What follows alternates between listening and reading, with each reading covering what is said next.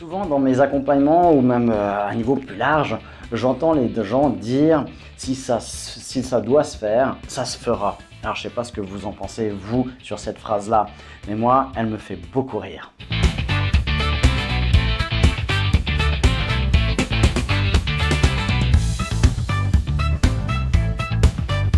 Bonjour les amis, j'espère que vous allez bien cette semaine, que vous avez bien démarré et que vous êtes au taquet. J'entends souvent cette phrase qui dit voilà, si ça doit se faire, ça se fera, genre de fatalité, ou comme si les choses allaient tomber d'elles-mêmes. Alors je sais bien que c'est pas ce que pensent les gens quand ils le disent, mais c'est ce qu'il ressort de cette phrase-là. Si ça doit se faire, eh bien ça se fera. Ça se fera comment d'après vous? Il n'y aura rien besoin de faire, ça va tomber tout cru comme ça, ou il y aura un tapis rouge qui va se déployer. Et souvent, les gens qui disent ça, ils ne se rendent pas compte qu'en fait, ils ont déjà un tapis rouge qui est déployé. Et que c'est justement les signaux de la vie qui sont au plus haut et au feu vert qu'ils ne voient pas. Et il y a juste un petit élément qui vient souvent d'une croyance, d'une valeur, valeur manquante, hein, des fois, la plupart du temps. Ça, c'est tout un sujet. Mais c'est vraiment un frein, voilà, un frein qui dit « Ah non, je peux pas, mais si ça doit se faire, ça se fera », alors que tout était aligné pour que ça se fasse là, maintenant. Alors, je ne sais pas si vous avez déjà vécu ça, si vous le dites vous-même, et est-ce que vous vous rendez compte, si vous vous le dites, justement de ces signaux, que au fait, vous êtes en train juste d'empêcher la vie que ça se fasse, en fait. Ça doit se faire, mais vous coupez, en fait. Et ça, c'est le secret de l'échec, de passer à côté d'opportunités, de passer à côté vraiment de possibilités. Parce que des fois, il y a des enchaînements qui doivent se faire qui sont assez complexes pour arriver à quelque chose. Ça, cette phrase-là, je l'entends très très souvent dans l'inscription à un cours, soit de coaching mental, soit d'auto-hypnose, ou pour les enfants, d'apprentissage d'auto-hypnose.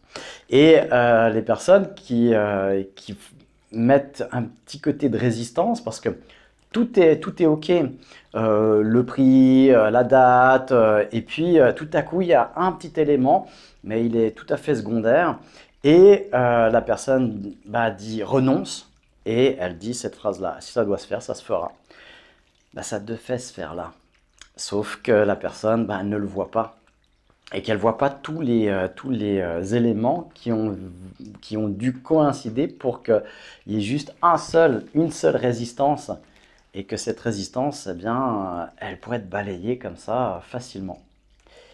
Mais c'est déjà le premier travail thérapeutique. C'est quand quelqu'un nous appelle. Ça, tous les thérapeutes en conviendront, c'est déjà la prise de rendez-vous, il y a déjà une moitié du travail qui est fait. Parce que ça veut dire que la personne, elle est prête à s'engager. La personne, elle est prête à commencer un chemin. Et ça, c'est plus important. Elle est prête à se remettre en question. Alors pas toujours, des fois complètement, quand elle fait cette démarche. C'est pour ça qu'il y a encore un gros travail à faire. Mais c'est déjà la moitié du travail qui est à faire. Dans cette phrase, si ça doit se faire, ça se fera, j'y vois cette métaphore. Et on finira sur cette métaphore, quoique j'ai envie de finir aujourd'hui avec une question du livre, le livre qui fait réfléchir. Attention, c'est une question qui fera réfléchir.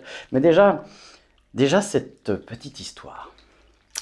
C'est une personne c'est un randonneur qui marche à la montagne. Il adore ça, il a du plaisir, c'est vraiment waouh, une journée magnifique.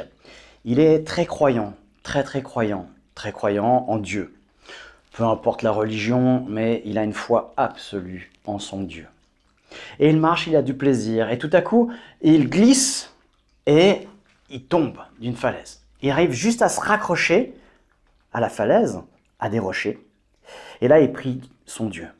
Il dit Dieu, aide-moi s'il te plaît, sauve-moi s'il te plaît. Je crois en toi, j'ai foi en toi, je sais que tu ne me laisseras pas tomber, je sais que tu vas me sauver.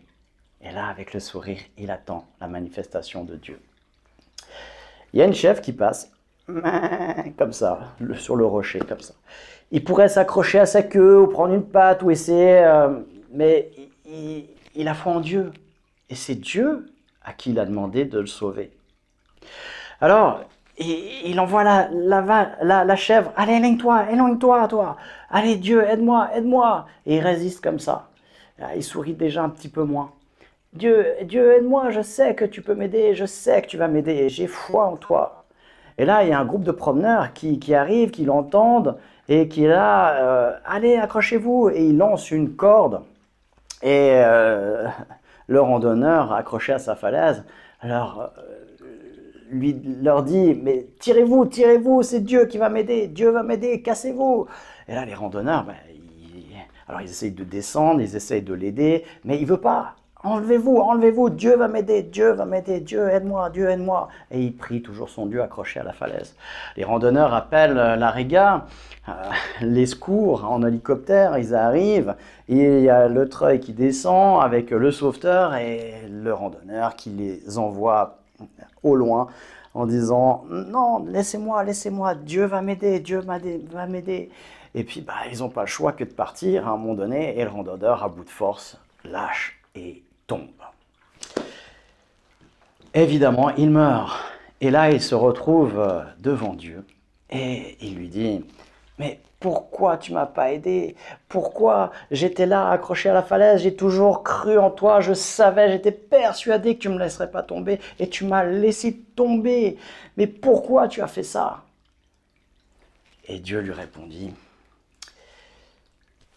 mon pauvre bonhomme, je t'ai envoyé une chèvre, je t'ai envoyé des randonneurs, je t'ai envoyé la réga et tu les as tous envoyés pétants.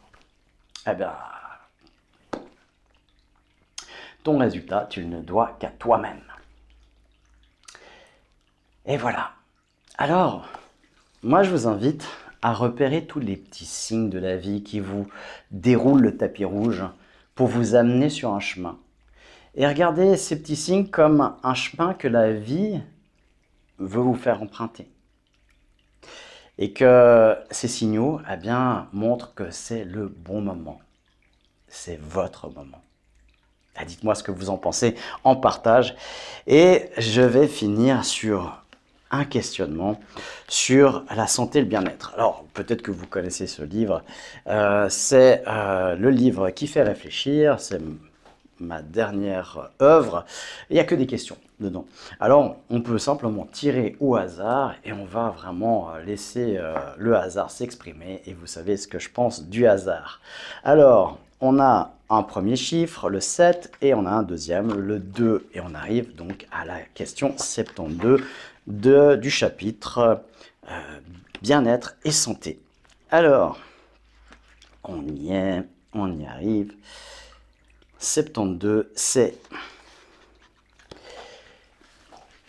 comment ton corps réagit-il face au stress? Comment ton corps réagit-il face au stress? Eh bien, c'est une vraie question, c'est une bonne question et elle vous invite à y répondre. Comment il réagit? C'est ce qu'on dit, eh bien, justement, en hypnose, dans notre jargon, le premier langage de notre inconscient passe par la somatisation aussi, donc par les manifestations du corps. Et je vous laisserai répondre à cette question. Et si vous voulez partager votre réponse, c'est avec plaisir. Ça peut aider les autres aussi à mieux se comprendre, à mieux comprendre les réactions de leur corps. Je vous remercie et je vous souhaite bien une excellente semaine. On se retrouve pour un prochain Café Hypnose. D'ici là, portez-vous bien.